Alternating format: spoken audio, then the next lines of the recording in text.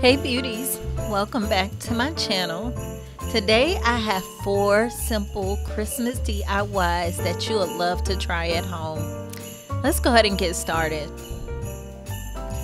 For the first project, I bought these dollar vases from the Dollar Tree, and I wanted to give them a little bit of Christmas flair and glam and glitz. So I started off by taping the design that I wanted on the vase.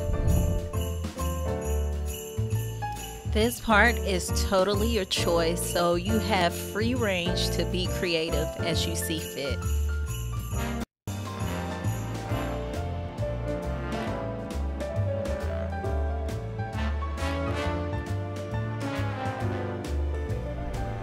Once I had the design that I wanted, I took the vase out to give it a good metallic spray paint.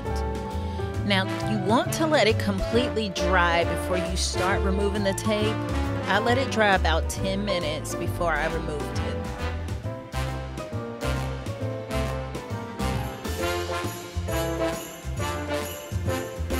Once I got it removed, I then went ahead and put some Mod Podge so that I could add some glitter to it and give it a little bit more Christmassy feel.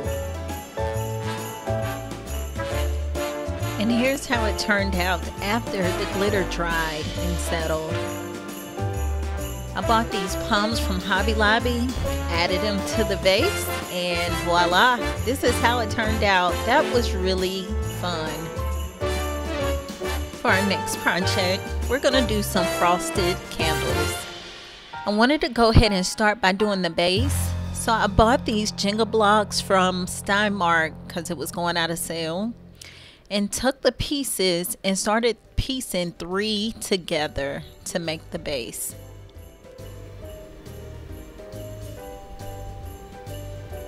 To give it a little bit more leverage, I thought about doing a square, gluing it together, and then adding the 3 pieces on the top of it to give it some height.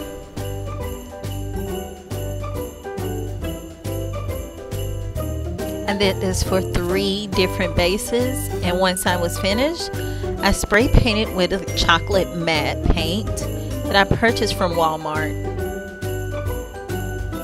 While those are drying, I'm gonna go ahead and start on the actual jar. I bought this from Big Lots for $1.50 and just removed the metal pieces.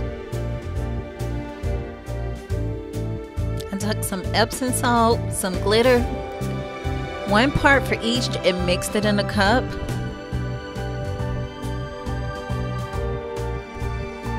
And applied it to the jar. Now you can do this however you like, whatever colors you like, totally customizable.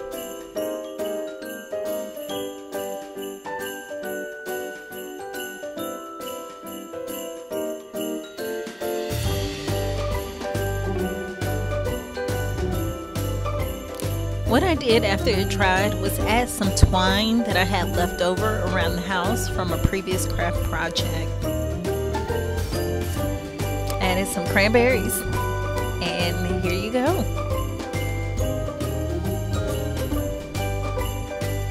I noticed that once I put the tea light candles on the inside, it just gave it that extra warmth, that extra Christmas feeling, and it really turned out great. Simple, easy, and classy. We're gonna start on our 3rd DIY, which is a Christmas sign. I took my leftover Jenga blocks and paired them up into 3 pieces. Once I had those 3 pieces together, it turned out to be 8 different sets like that. I just went ahead and glued those 3 to each other and turn them in different directions, and this is how it turned out. Gave it a base coat of spray, and then I moved on to print out the believe word for the top of the sign. If you have a Cricut maker, these things are a lifesaver. Once I had it printed out, I placed it on top, pressed it down so that it would be in the center. Gave it a quick metallic spray paint and then weeded out the words to reveal the bottom paint color.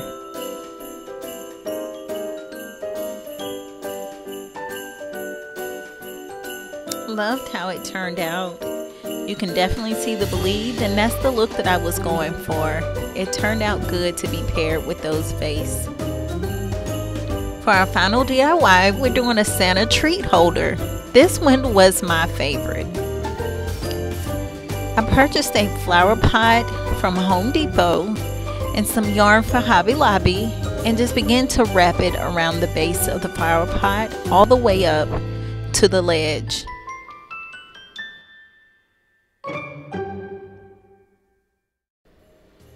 Once I got it up to the top, I then started with the white yarn to finish it out. I'm not sure what you call that piece on the flower pot, but that's where I started with the white yarn. After I was finished with that, I went ahead and added some buttons on the red part of the base. Now, the great thing about this, it can be used as a treat holder where you can put your candy in your little baggie, but it also can be used as a candle holder or anything else that you may think of.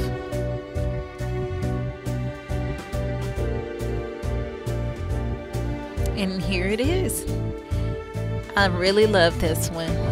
Let me know in the comment section which one you like the most.